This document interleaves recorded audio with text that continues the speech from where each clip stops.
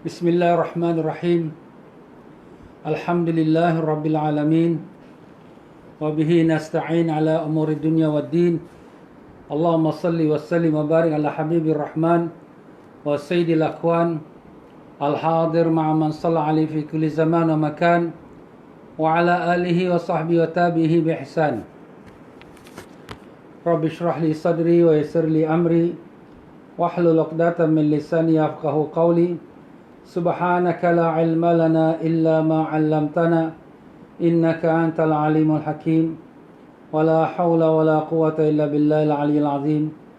Ilahana anta maqsudana wa ridhaka matlubana. A'tina mahabbataka wa ma'rifatak. Allahumma inna na'udzubika min an nushrika bika syai'an na'lamuh wa nastaghfiruka lima la na'lamuh. Wa sallallahu ala sayyidina Muhammad wa ala alihi wa sahbihi wasallam. Walhamdulillah rabbil alamin. Muslimin dan muslimat rahimakumullah. Assalamualaikum warahmatullahi wabarakatuh. Alhamdulillah, syukur kepada Allah SWT dengan limpah kurnia taufik dan hidayatnya telah diperkenankan kita untuk sama-sama dalam pengajian malam ini, hari Khamis malam Jumaat, yang biasanya saya memimpin kitab pengajian Al-Hikam, iaitu di Masjid Al-Istighfar Pasir Ris. Kepada para pelajar-pelajar dan yang mengikuti pengajian ini, ahlan wa sahlan, dapat kita menyambung kembali. Dan kepada mereka yang masih baru mengikutinya, mudah-mudahan dapat terus manfaatkan daripada pengajian kita, insya-Allah. Ya, para jemaah yang dimuliakan Allah, alhamdulillah, apa khabar semua? Mudah-mudahan Allah Ta'ala panjangkan umur semua dalam sihat walafiat, disembuhkan penyakit, dikabulkan sekalian hajat, ditanamkan iman dan taqwa, dibukakan pintu ma'rifat, dan matikan kita semua dalam iman dan Islam, dalam husnul khatimah, dengan barakah syafaat Nabi sallallahu alaihi wasallam. Allahumma amin ya rabbal alamin. Ya, para jemaah sekalian, seperti biasa, sebelum kita mulakan pengajian, marilah sama-sama kita memohon ampun daripada Allah Ta'ala, beristighfar dan mengukuhkan iman dan tauhid kita dengan membaca la ilaha illallah, dan juga kita menambahkan cahaya hati kita dengan menyebut nama Allah. Bismillahirrahmanirrahim. Ila hadratin Nabi Sayyidina Muhammadin sallallahu alaihi wasallam, alil athhar ashabil rajma'in, ila hadratis sultan awliya wassalihin, Siri Syekh Abdul Qadir Jailani qaddasallahu sirrul aziz, wa amadanallahu bi imdadi wa anasana bi harakati wa nafa'ana bi barakatih, wa ila hadrati ahli silsilati tariqatul qadiriyah, wa khususan Syekhuna Mursyidina Rabituna Sayyidina Fifuddin Sayyid bin Qadir Mansuruddin Qadir Jalil Baghdadi Syailil Wahal Mufatihah. A'udzu billahi minasyaitonir rajim. Bismillahirrahmanirrahim. Alhamdulillahi rabbil alamin arrahmanir rahim maliki yaumiddin. Iyyaka na'budu wa iyyaka nasta'in ihdinas siratal mustaqim. Siratal ladzina an'amta 'alaihim ghairil maghdubi 'alaihim waladdallin. Amin. Alhamdulillah, para jemaah sekalian, alhamdulillah, malam ini kita menyambung dalam pengajian kitab Al-Hikam, di mana kita telah sampai di muka surat yang ke-46. Ya, muka surat ke-46 bagi kitab yang lama seperti mana dalam tangan saya. Mungkin bagi mereka yang kitab baru mungkin 43 atau 44, ya, pada kalam hikmah yang ke-30. Kalam hikmah yang ke-30. Jadi kita pada pelajaran yang lepas kita telah selesaikan daripada bacaan pada tajuk tujuan doa permintaan. Kita telah sebutkan dalam adab berdoa banyak berlaku kesilapan daripada mereka yang berdoa daripada orang-orang awam, iaitu orang-orang yang public. Kemungkinan daripada segi kurang fahaman mereka pada agama. Maka dengan itulah kadang-kadang bila mereka berdoa, mereka cuba seolah-olah nak menerangkan kepada Allah Ta'ala satu persatu daripada kenapa mereka berdoa. Kenapa, ya Allah, berikan aku kenderaan, berikan aku kereta, supaya aku dapat pergi ke masjid, supaya aku dapat mencari rezeki yang halal. Berikan aku kereta ni supaya mudah untuk aku nak pergi belajar agama, untuk aku melakukan perkara yang baik. Dia nak huraikan satu persatu. Ya Allah, sembuhkanlah sakit aku ni. Dengan sembuh sakit aku boleh buat sembahyang banyak. aku boleh puasa banyak, aku boleh mencari rezeki. Maaflah, sebenarnya Allah Ta'ala tak perlu pada penerangan. Allah lebih mengetahui apa yang baik untuk kita dan apa yang tak baik untuk kita. Jadi apa yang perlu kita berdoa, hanya kita doa sebagai memperhambakan diri pada Allah. Sebab kita hamba, dia Tuhan. Jadi kita fakir, dialah yang kaya. Kita miskin, dialah yang berkuasa. Jadi kita mintalah kepada dia. Itu sebagai tanda perhambaan diri pada Allah. Dan kita serah pada Allah. Ya Allah, kau lebih mengetahui keperluanku untuk mendapatkan kenderaan. Tetapi engkau lah yang menentukan segalanya. Aku serah padamu, Ya Allah. Apa yang baik, engkau tentukanlah. Apa yang buruk, kau jauhkanlah. Jadi kita serah pada Allah. Itu lebih baik. Dan jangan kita susah hati. Susah hati, Ustaz ni doa ni lama tak dapat lagi. Jangan susah hati. Sebab apa yang kita doa itu sebagai satu persembahan diri kita kepada Allah. Dan terserah pada Allah untuk mengkabulkannya, bagaimana dia nak kabulkan. Kabul tu tentu terkabul, tapi bagaimana dia nak kabulkan. Umpama dia nak bagi terus apa yang kita minta, ataupun digantikan yang lebih baik, atau disimpankan untuk di hari akhirat untuk diberikan lebih baik daripada apa yang kita minta di dunia. Jadi kita serahkan kepada Allah Ta'ala. Dan kita reda dengan apa ketentuan Allah. Lebih bahaya lagi kalau orang itu berdoa dengan merasakan diri dia berhak untuk dapat apa yang dia minta. Kenapa? Sebab dia beramal soleh, dia baca Quran tak berhenti, dia salat tahajud setiap malam, dia banyak bersedekah. Aku dah minta, takkan Tuhan tak bagi? Jadi ini pun satu bahaya. Kenapa? Apakah dia rasa dia sudah cukup? Apakah dia amal itu sudah sempurna? Apakah dia rasakan bahawa ibadat dia itu lebih berharga, yang sehingga Allah Ta'ala mesti nak kabulkan apa dia minta? Ini sudah, maaf kata, su'ul adab, atau senang cakap kurang ajar dengan Allah. Astaghfirullahalazim. Yang dia dapat ibadat pun daripada Allah, yang dia dapat rezeki dan bersedekah pun dari Allah. Kemudian nak rasa macam mana pula dia seolah-olah dia entitled, mesti Allah bagi apa yang dia nak. Itulah dia para jemaah sekalian, sedikit keringkasan daripada pelajaran kita yang kalam hikmah yang ke-30 ini berkata Tuan Guru kita, iaitu Sayyid Ahmad bin Atta'illah Skandari rahimahullah ta'ala, yang penulis kitab Al-Hikam ini. Semoga Allah Ta'ala merahmati rohnya dan meninggikan darjatnya dan melimpahkan keberkahan ilmu kepada kita. Dan demikian juga kepada penterjemah kitab ini, Ustaz Salim Bahrasi. Semoga Allah Ta'ala tinggikan darjatnya dan merahmati rohnya dan melimpahkan keberkahan ilmu kepada kita. Kepada kedua guru kita itu kita hadiahkan dengan berkat syafaat Nabi SAW Suratul Fatihah. A'udzubillahi minasyaitonirrajim. Bismillahirrahmanirrahim. Alhamdulillah Rabbil Alamin Ar-Rahmanirrahim Maliki Yawmiddin. Iyyaka na'budu wa iyyaka nasta'in. Ihdinas siratal mustaqim. Siratal ladzina an'amta 'alaihim ghairil maghdubi 'alaihim waladdallin. Qala mu'allif rahimahullah ta'ala wa nafa'ana Allah biyawikum fid darani amin. Kalam hikmah yang ke-30 daripada muka surat yang ke-46. Ma min nafsin tubdihi illa walahu qadarun fika yumdihi. Artinya, tiada suatu nafas terlepas daripada kamu, melainkan di situ pula ada takdir Allah yang berlaku atasmu. Sebenarnya kita manusia, setiap satu detik, setiap satu nafas adalah semuanya dalam penentuan Allah Ta'ala. Sudah ditentukan oleh Allah Ta'ala apa yang akan berlaku pada kita, baik atau buruk, sudah ada dalam kitab Allah Ta'ala.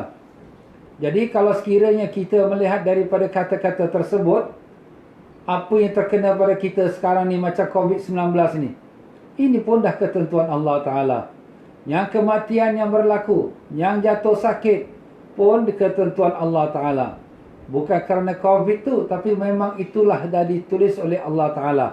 COVID ni hanya sebagai sebab saja, ya, tetapi dia pun hamba Allah Ta'ala juga. Kita lihat dia tersebar luas di seluruh dunia, hebat, power dia, kuat dia. Jawapannya itu pun dengan kehendak Allah Ta'ala juga. Jadi kesemua berlaku ni semua dengan kehendak Allah. Jadi apa yang berlaku pada kita ni, apa yang perlu kita buat, kita redalah. Apa ketentuan Allah kita reda, kita sabar dengan ujian Allah, dan kita syukurlah dengan nikmat Allah. Nikmat Allah banyak pada kita. Kebaikan yang kita dapat tu lebih banyak dari kesusahan yang kita dapat ni sekarang ni. Berapa lama kita kena COVID ini? Setahun? Belum lagi. Allah alam Ustaz, kalau tambah sampai setahun, Allahu alam. Tapi sudah umur kita berapa tahun? 40 tahun, 50 tahun, 60 tahun. Dah berpuluh-puluh tahun kita semua dalam kebaikan, dalam kesenangan, ekonomi yang rancak, maju, dengan keuntungan, dengan wang simpanan. Semuanya Allah Ta'ala beri. Ini baru sikit saja Allah Ta'ala tarik sikit. Tarik handbrake sikit saja. Dah kita rasakan musibah lah ni, balak lah ni, bencana lah. Ini tak patutlah macam ini. Kenapa jadi... Kenapa? Nabi Ayub AS, waktu dia sakit, dah isteri dia kata, bang, doa lah, doa, minta pada Allah sembuh. Maka dia tanya, wahai isteriku, berapa lama abang dah sakit ni? Isteri kata, dah 18 tahun bang.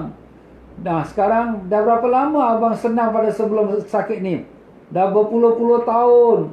Oh, berpuluh-puluh tahun yang senang semua kita lupa.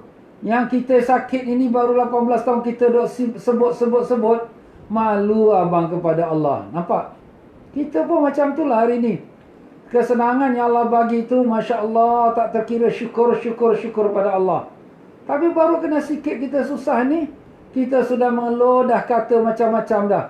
Sabarlah ya. Semua tu daripada Allah. Mohon ajalah kepada Allah. Mungkin ada kebaikan yang kita sendiri tak tahu. Tapi banyak kebaikan yang ada kita nampak. Daripada bulan Ramadan, kita dapat solat tarawih, kita dapat baca Quran, dapat qiyamul lail. Alhamdulillah. Dulunya susah, pasal dulu kerja. Tapi sekarang semua stay home. Alhamdulillah. Jadi tuan-tuan nampak, itu satu yang kita nampak lah. Nah, banyak lagi yang kita tak nampak, tapi Allah lebih mengetahui. Jadi begitulah, apa pun yang berlaku pada kita, sekelip mata pun, kita terpelecok, terjatuh, kita na'udzubillah accident, semua tu dengan ketentuan dari Allah Ta'ala. Pernah satu masa seorang Yahudi bernama Dahri. Beliau ini membuat cabaran kepada ulama-ulama di Baghdad. Dan banyak ulama-ulama besar tak dapat jawapan dia. Dan kemudian perkara ini sampai pada khalifah. Khalifah pun bertanya, siapa ulama besar sekali di sini Baghdad? Orang pun berkata Hamad. Hamad ni seorang ulama hadis besar lah. Maka Syekh Hamad pun dipanggil. Wahai Hamad, besok aku nak kau berdebat dengan Dahri si Yahudi ni. Hamad pun kata, baiklah tuanku. Dia pun dah sedih. Dia pun balik rumah. Kenapa dia bimbang? Takut-takut dia tak boleh nak jawab apa nanti Dahri tanya. Kemudian besok paginya datanglah murid dia yang bernama Nu'man. Nu'man ini akhirnya seorang ulama besar yang bernama Abu Hanifah. Tapi nama dia betul Nu'man. Maka dia pun datanglah pada tuan guru dia Hamad. Tuan guru nampak sedih, kenapa? Itulah aku diperintah oleh khalifah untuk berdebat dengan si Dahri ini.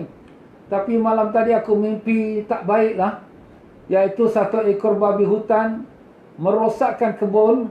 Kemudian datang satu harimau bunuh babi hutan itu. Maka kata Abu Hanifah, itu mimpi baik tuanku. Kalau tuanku itu mimpi baik tuan guru. Kalau tuan guru izinkan, saya nak boleh takwilkan dia. Babi hutan tu itulah Dahri yang si Yahudi. Harimau tu ialah saya. Saya akan dapat patahkan dia. Maka terkejut kata tuan guru dia. Baiklah, pergi sama-sama. Maka berangkatlah kedua-dua guru dengan murid ini pergi ke masjid jami', masjid besar. Dahri pun sampai. Dia terus naik atas mimbar. Dia pun naik atas mimbar, kata, siapa ulama yang boleh menjawab soalan aku? Maka Abu Hanifah yang masa tu masih anak muda, dia pun kata, hai Dahri, berikan apa soalan kau? Maka kata Dahri, aku tak mau tanya budak-budak lah. Aku nak tanya pada ulama. Kata Imam Abu Hanifah, ilmu bukan terletak pada serban besar, bukan terletak pada jubah besar, tapi ilmu terletak pada siapa yang Allah Ta'ala beri ilmu. Masya Allah, luar biasa jawapan dia. Dahri pun kata, okey, di mana Allah? Tanya di mana Allah. Maka berkatalah Imam Abu Hanifah, Allah ada tanpa bertempat. Apa buktinya? Buktinya, dalam diri engkau, wahai Dahri, ada roh tak? Ada. Mana letak roh? Kat kepala ke? Kat kaki ke? Kat tangan ke? Kat badan ke? Tercengang dahri. Tak boleh nak jawab. Begitulah Allah ada tapi tidak bertempat. Maka dahri tanya lagi soalan yang kedua. Apa dia sebelum Allah dan apa dia sesudah Allah? Jawabnya Abu Hanifah, jawapan itu ada pada diri kamu sendiri. Tengok tangan kamu. Apa ada sebelum ibu jari? Tak ada. Tak ada apa-apa. Apa ada selepas anak jari? Tak ada apa-apa. Begitulah sebelum Allah tak ada apa. Kerana dialah yang qadim, yang sudah senantiasa ada. Dan selepas Allah tidak ada apa-apa. Kerana dialah al-baqa, yang kekal selamanya. Subhanallah. Kebijaksanaan Abu Hanifah ni luar biasa. Dia tak perlu Quran, tak perlu hadis. Tapi orang Yahudi ni nak bercakap dengan dia, nak debat, kena pakai logiknya. Sekarang dia akan tanya satu soalan. Sekarang aku tanya soalan terakhir. Apa dia yang dibuat oleh Allah sekarang? Apa yang Allah buat sekarang? Kata Imam Abu Hanifah, wahai dahri, ini soalan berat. Aku tak boleh jawab. Selagi kau duduk ke atas, aku kat bawah. Kalau kau nak aku jawab, kau kena turun bawah, aku naik atas mimbar. Baru aku boleh jawab. Dahri pun turun daripada mimbar ke bawah. Imam Abu Hanifah pun naik atas mimbar. Dan Imam Abu Hanifah kata, sekarang Allah Ta'ala sedang menjatuhkan yang batil dan mengangkat yang hak. Masya Allah. Jadi dahri itu, daripada atas turun ke bawah, Allah jatuhkan dia. Dan aku daripada bawah, Allah dah naikkan atas. Kerana itulah yang hak, yang benar. Masya Allah. Itulah dia jawapannya Imam Abu Hanifah. Sekarang apa yang berlaku? Apa yang berlaku sekarang ni? Allah Ta'ala jatuhkan yang salah, yang batil, angkatkan yang benar. Itulah dia Imam Abu Hanifah. Dengan itu dahri pun terus menyerah kalah. Dan begitulah dia tuan-tuan dan puan-puan, menunjukkan bagaimana ulama-ulama kita yang silam ya, sungguh hebat, luar biasa kepandaian. Kenapa? Itu kurnian Allah Ta'ala. Ya, begitulah dia tuan-tuan dan puan-puan. Allah Ta'ala sentiasa dalam setiap detik dan setiap saat. Semuanya kita makhluk di dalam penentuan Allah Ta'ala.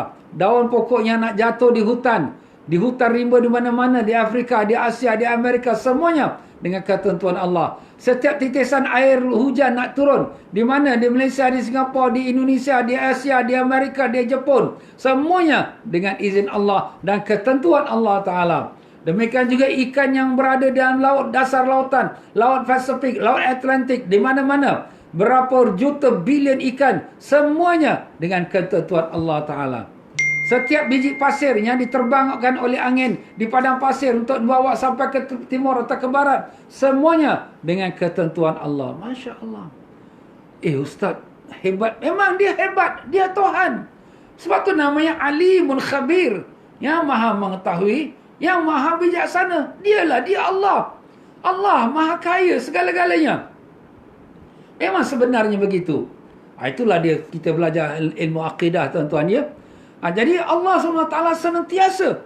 Ustaz banyak kerja Allah. Bukan banyak kerja. Allah Ta'ala tak ada pun menjadi susah. Kenapa? Innama amruhu idza arada syai'an yaqula lahu kun fayakun. Allah Ta'ala punya urusan bila nak laku sesuatu hanya kata jadi, jadilah. Dan semuanya sudah diatur oleh Allah. Daripada sebelum dijadikan langit, bulan, bintang. Daripada sebelum kita dijadikan manusia. Selagi sebelum kita dilahirkan oleh ibu kita. Semuanya sudah diatur oleh Allah. Jadi kita yang terkena apa-apa musibah, sabarlah ya. Qul la yusibana illa ma kataballahu lana. Katakanlah ya Muhammad, la yusibana, tidak akan terkena pada kita sesuatu musibah. Illa ma kataballahu lana, melainkan apa yang telah Allah tuliskan untuk kita. Jadi kita beriman, kita beriman pada qada dan qadar. Ustaz, kalau macam tu kita tak payah kerjalah, tak payah usahalah, apa semua dah tentu oleh Allah Ta'ala. Kita ada dua, satu syariat, satu hakikat. Syariat zahir, kita wajib bekerja. Sakit, kita pergilah mengambil obat. Lapar, makanlah. Tapi yang menentukan kita sihat, sembuh sakit, yang menentukan kita kenyang, yang menentukan kita kembali kekuatan kita ialah Allah Ta'ala. Itu hakikatnya. Jadi begitulah dia para jemaah sekalian ya. Dalam kita hidup, dalam hidup dunia ini, pasti sekali kita menghadapi bermacam ragamnya hidup ini. Tapi bagi orang yang beriman, dia lihat semua tu semuanya ketentuan Allah. Jadi tak ada masalah. Orang duk mengeluh ni COVID ni susah lah, ekonomi jatuh lah, ini nak pergi haji pun tak boleh pergi haji lah, nak pergi umrah pun tak boleh lah. Macam mana ni? Kita nampak yang macam tu pada siapa? Pada orang yang mata hati tertutup. Orang yang mata hati terbuka, la haula wala quwata illa billah. Tak ada daya dan upaya kita nak buat ibadat, tak ada daya dan upaya kita meninggalkan maksiat, melainkan semua dengan izin Allah. Allahu Akbar. Allahumma aftah alaina futuhal arifin. Ya Allah, bukakanlah bagi kami pembukaan orang-orang yang makrifat padamu, ya Allah, dengan berkat Nabi Rasulullah SAW. Amin. Sebab pada tiap nafas hidup manusia pasti terjadi suatu taat atau maksiat, nikmat atau bala. Jadi macam tu juga.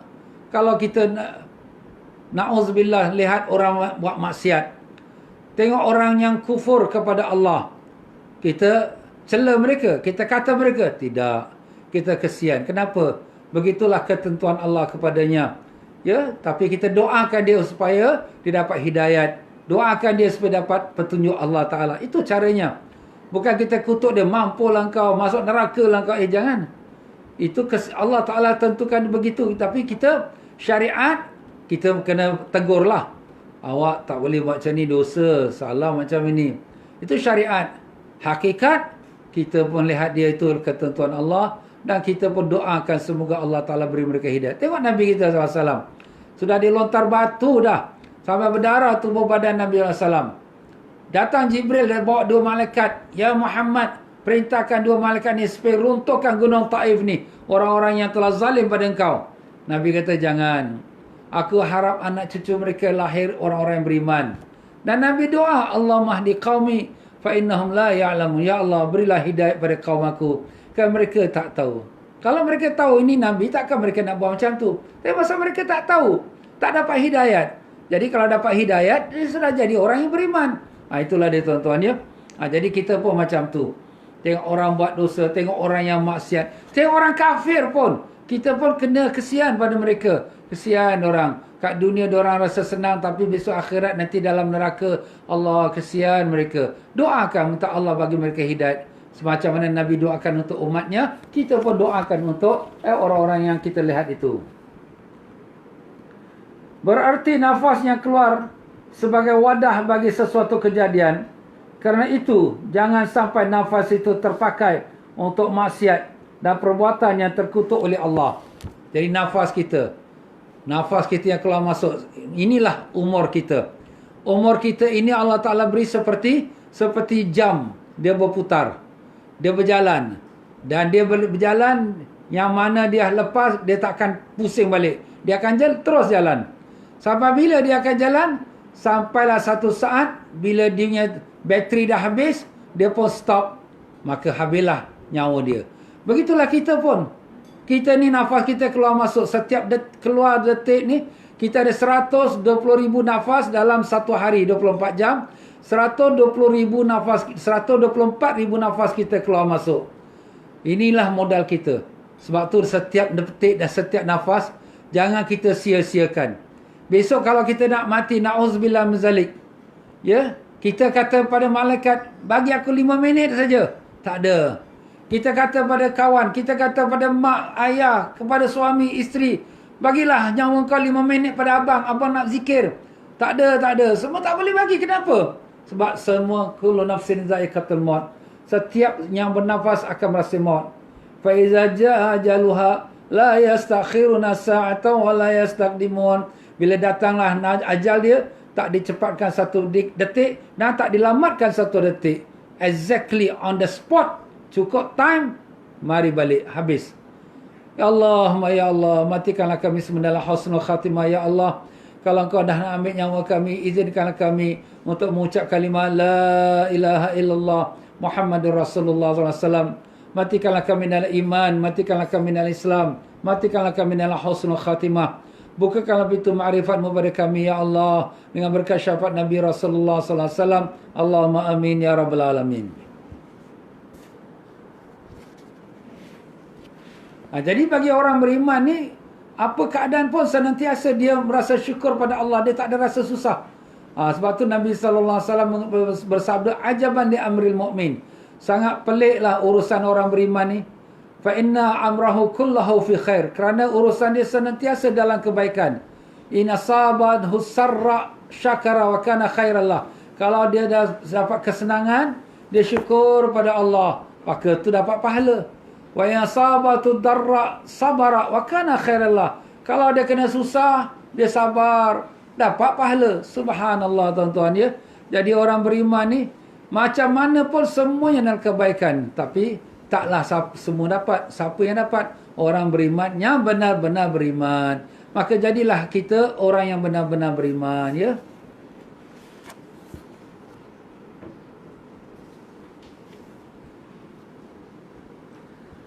Dan kalam hikmah yang ke-31 berkata tuan pengarang kita Al-Imam Ibn Atha'illah Iskandari rahimahullah ta'ala, la tataraqqab furughal aghyar fa inna dhalika yaqta'uka an wujudil muraqabati lahu fima huwa muqimuka fihi.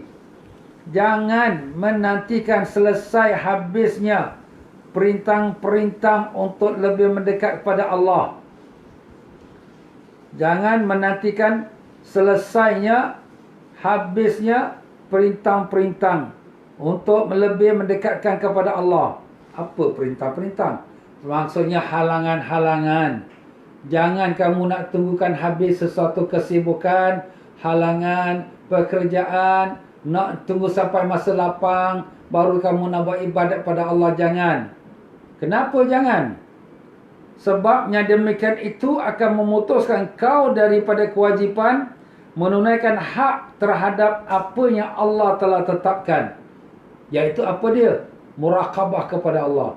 Jadi bila kita kata nantilah, hati aku dah lapang, aku dah senang, aku nak tekun kepada Allah Ta'ala, nak amal ibadat pada Allah Ta'ala. Sekarang ini nanti dululah.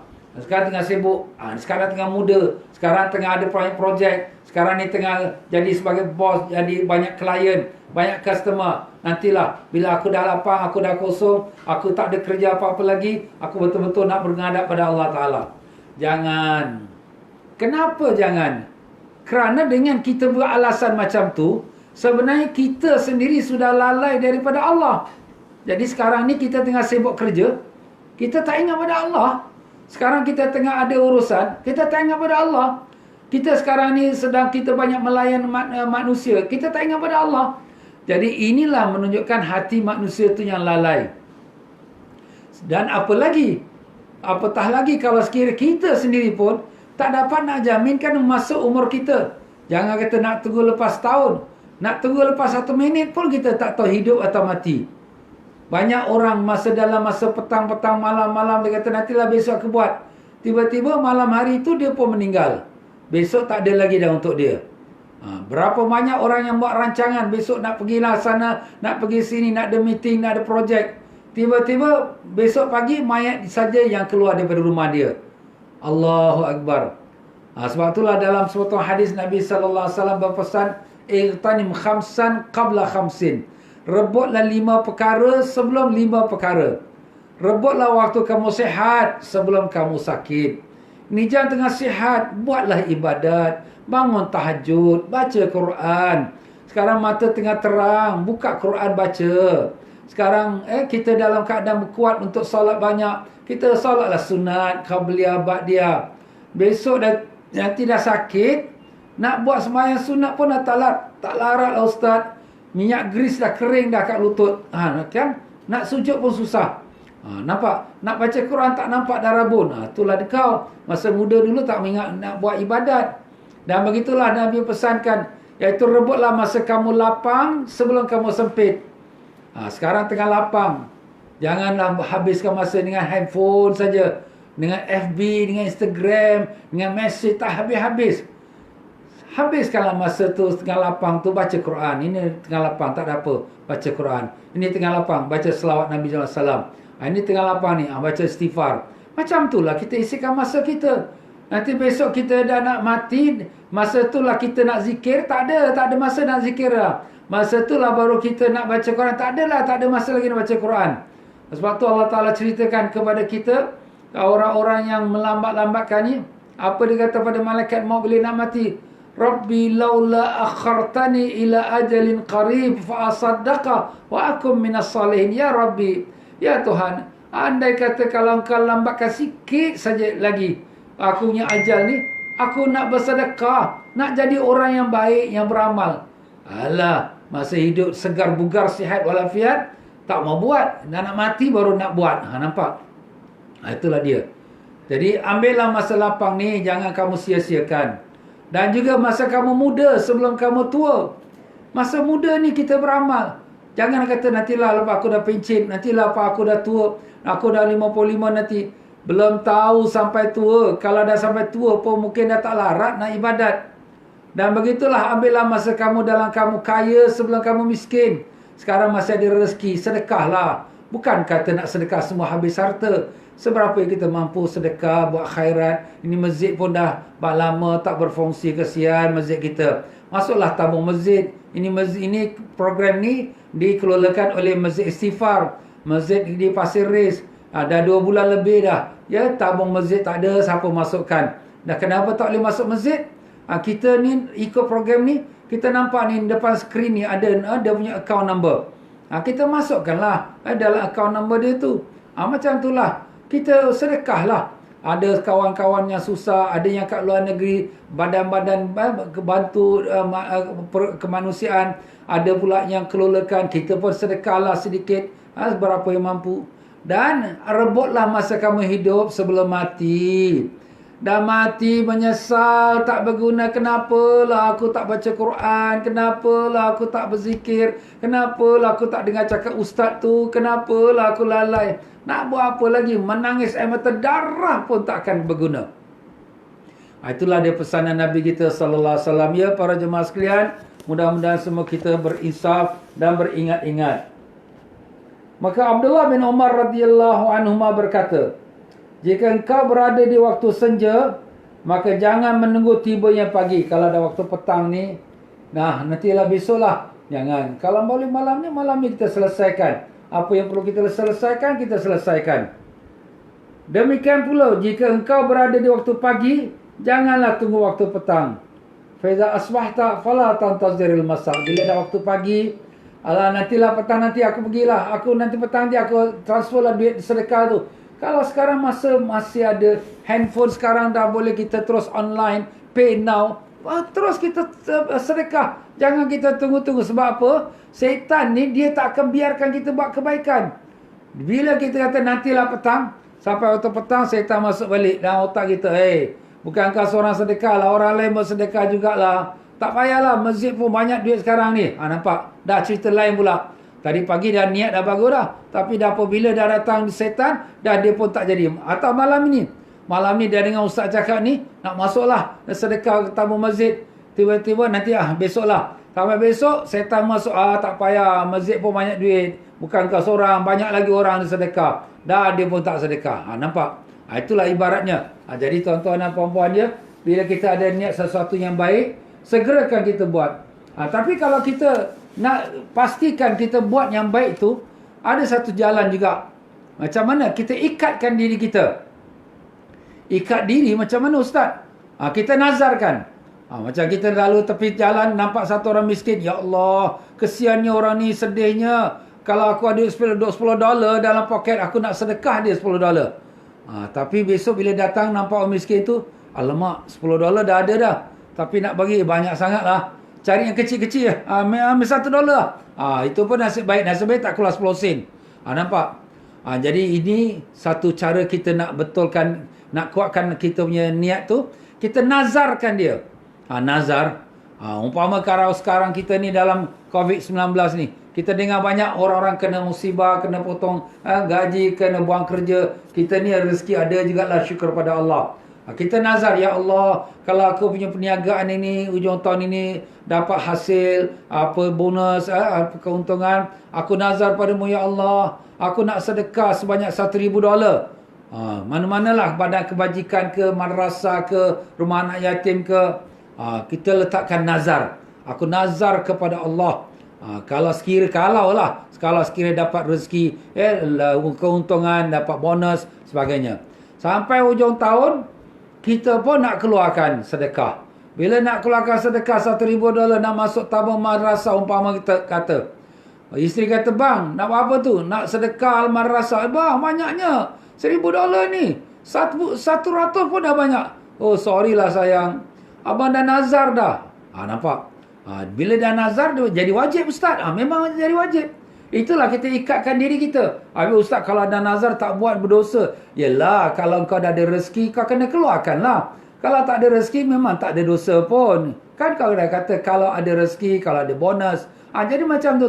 Ini satu cara untuk kita nak kuatkan kita keazaman kita. Ikatkan dia dengan nazar. Jadi begitulah dia tuan-tuan dan puan-puannya. Ya, biasanya orang kita nazar ni, kalau dia ada hajat, kalau aku semua sakit, aku nak keluarkan sedekah $10. Itu nazar tu kerana hajat. Sebenarnya nazar ni lebih pada untuk hajat. Dia bukan sekadar untuk hajat, bahkan dia untuk ibadat, untuk nak buat amal.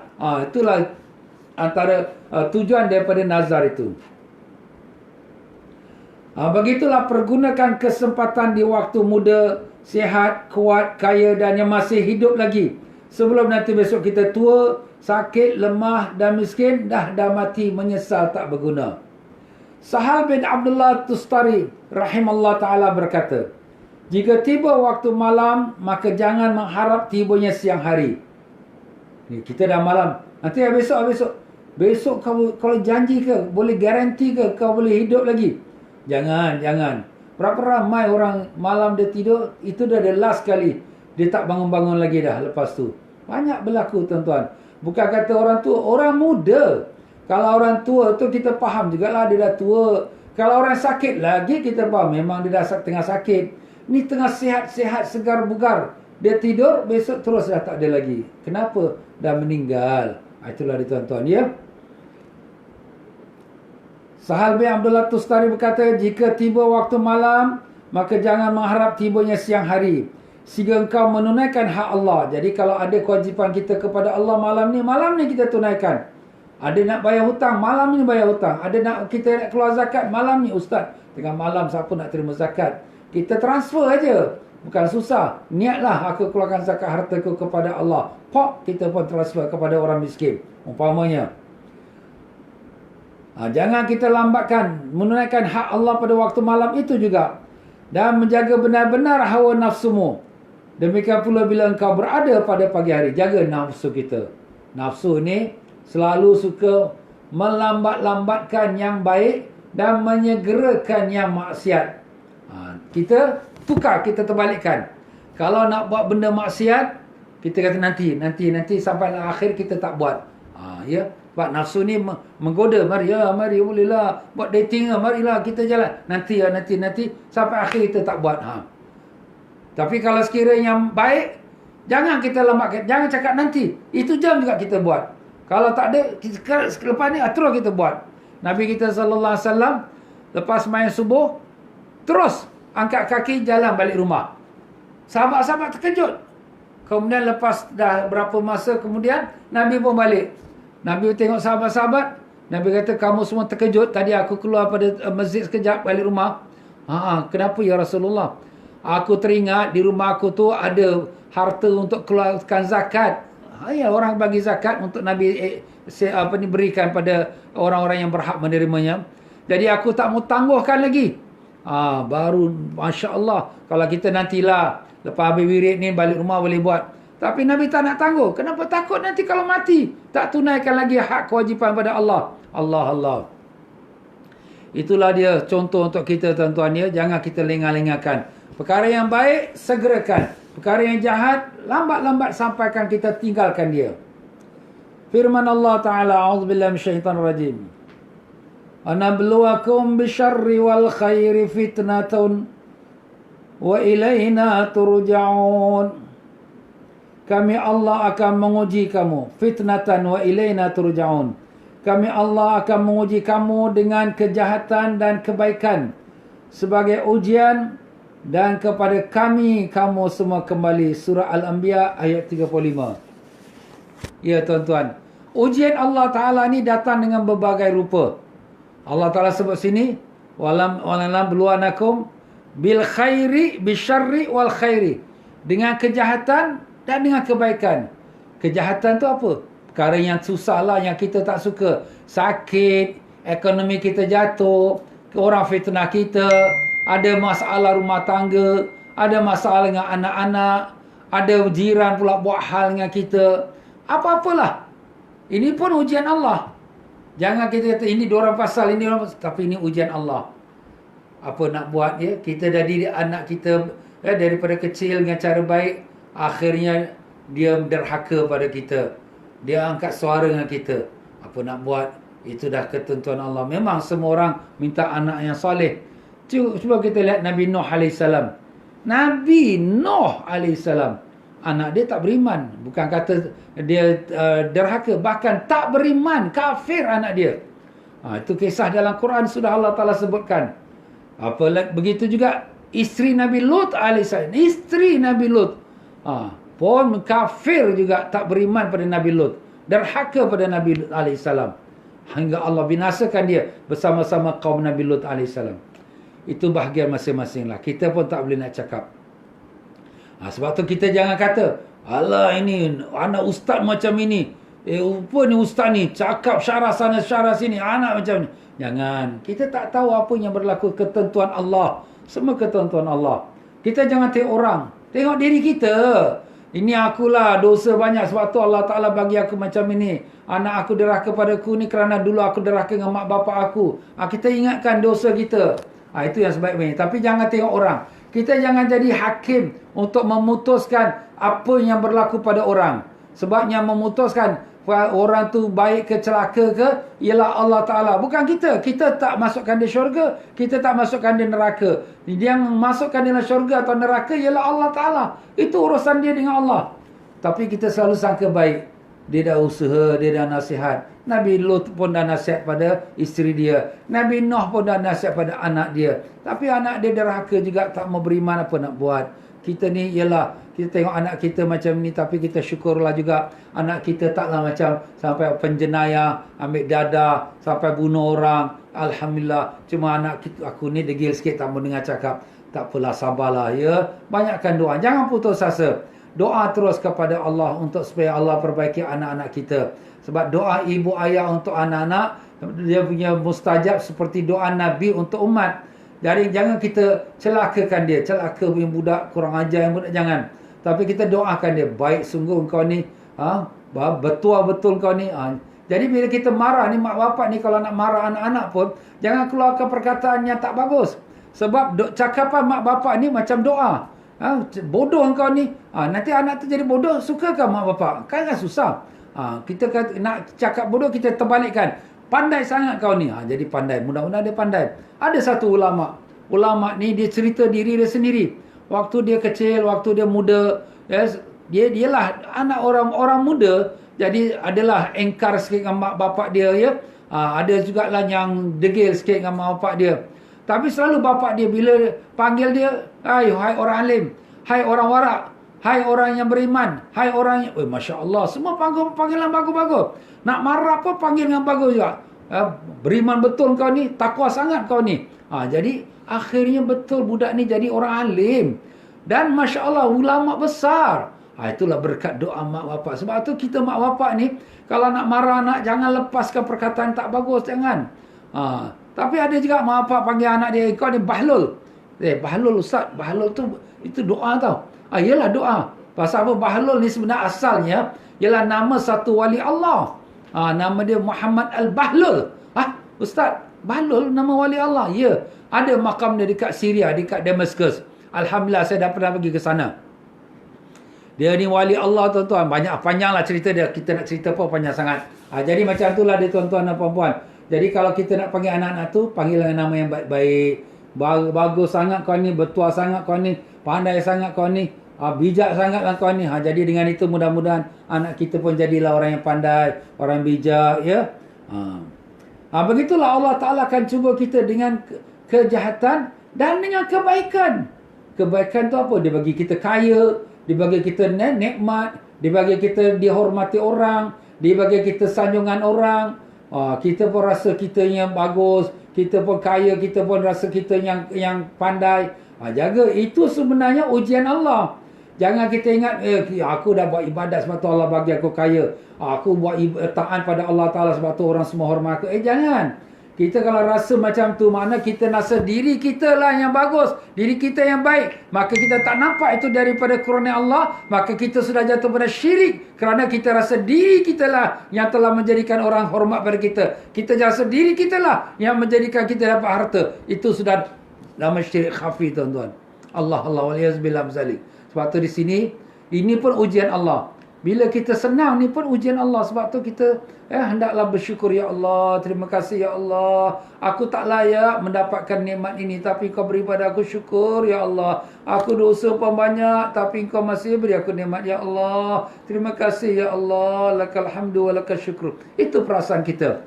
Jangan kita rasa kita punya ibadat, aku selalu baca surah Waqiah tak tinggal, aku selalu sembahyang duha tak tinggal. Inilah Allah Ta'ala bagi aku rezeki.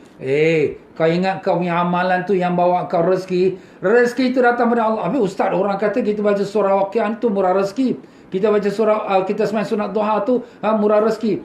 Itu adalah syariat.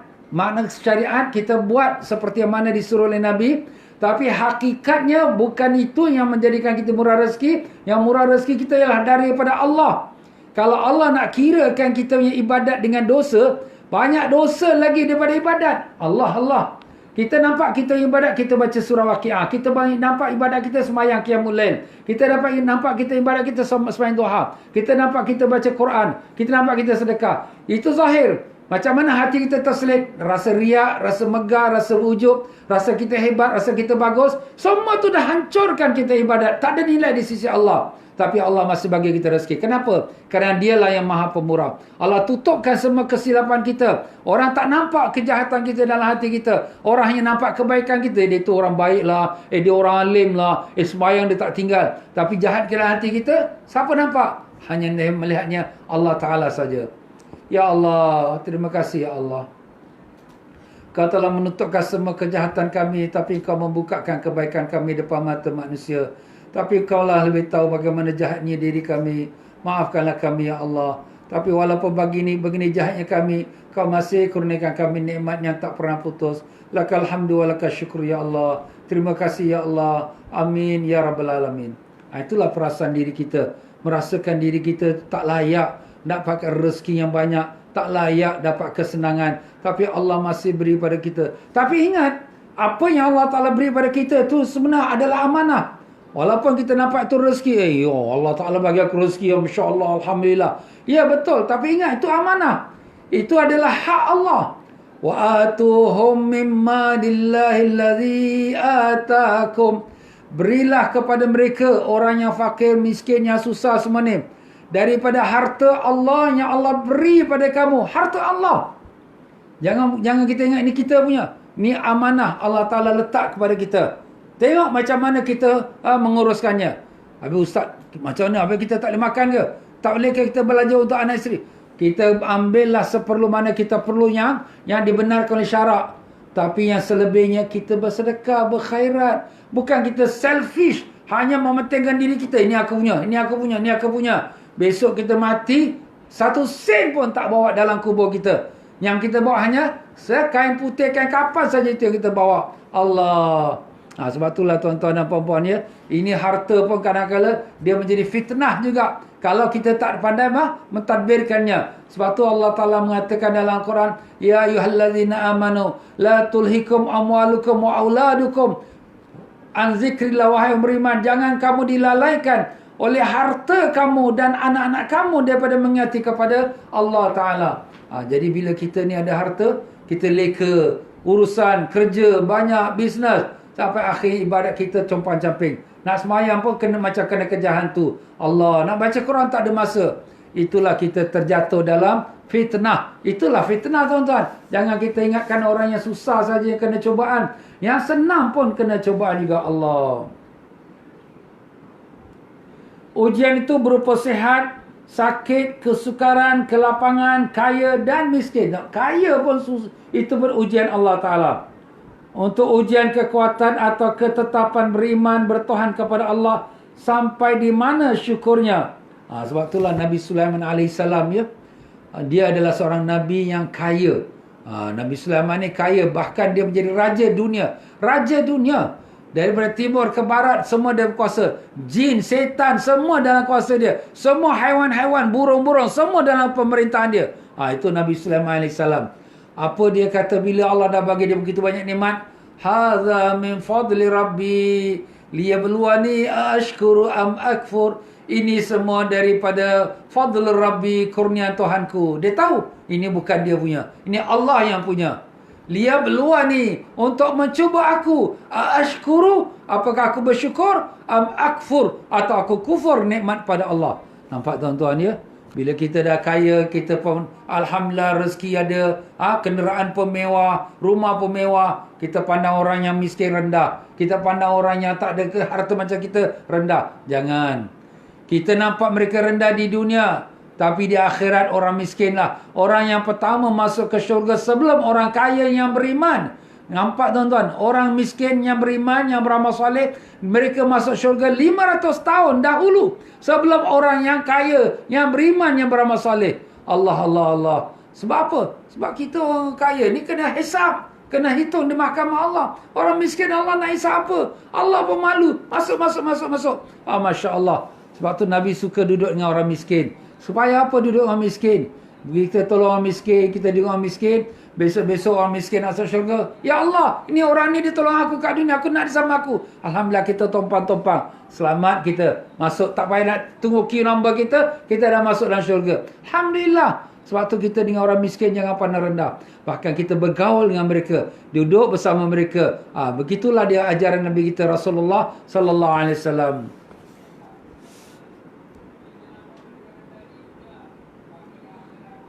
Sampai di mana syukurnya menerima nikmat dan bagaimana sabarnya menghadapi ujian kesukaran bala. Semuanya ada ujian Allah. Yang nikmat Allah nak tengok sejauh mana kita syukur. Yang bala Allah nak tengok kita sejauh mana kita sabar. Sebab itulah sini bagi orang beriman seperti mana yang Nabi kita dah sebutkan tadi, orang beriman dia senang.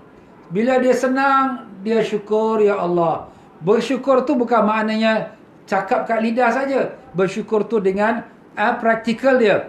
Apa yang perlu dia ambil. Dia nak makan, dia pun nak pakaian, dia pun ada rumah. Lebihnya ada rezeki, alhamdulillah. Sekarang orang Covid ni, banyak orang yang susah. Yang ada tak ada kerja, yang ada miskin. Di negeri-negeri jiran pula, di negeri seberang sana, seberang sini pula. Kesian dia. Marilah kita bantu dia. Alhamdulillah. Dia syukur pada Allah. Bukan syukur tapi ini lokek bakhil. Itu bukan syukur. Itu bakhil bin kedekut. Maaf tuan-tuan ya. Jadi itu kita kena fahamkan arti makna syukur. Bukan hanya dengan lidah, tapi dengan praktikalnya. Praktikal itu apa? Tidak lokek dan tidak bakhil dan tidak selfish. Tidak mementingkan diri sendiri. Itulah baru maknanya orang yang bersyukur kepada Allah Ta'ala. Dan begitulah sabar atas segala ujian ya. Jadi orang yang sabar tu Allah Ta'ala beri pahala dengan tanpa ada batas-batasnya. 3 golongan yang Allah Ta'ala berikan pahala yang tak ada batas-batasnya. Antaranya, innama yuwaffas sabiruna ajrahum bighairi hisab. Allah membalas pahala orang yang sabar tanpa hisab, tanpa kira-kira. Bagi. Masya Allah. Tapi kat dunia dia susah, dia sabar. Dia menghadapi masalah ekonomi, sabar. Dia menghadapi masalah rumah tangga, dia sabar. Dia menghadapi masalah kawan-kawan yang buat dia macam ni, dia sabar. Tak apa, sabarlah. Apa nak buat? Itu kan ketentuan Allah. Kita dah sebut tadi kan, setiap detik kita semua dalam ketentuan Allah.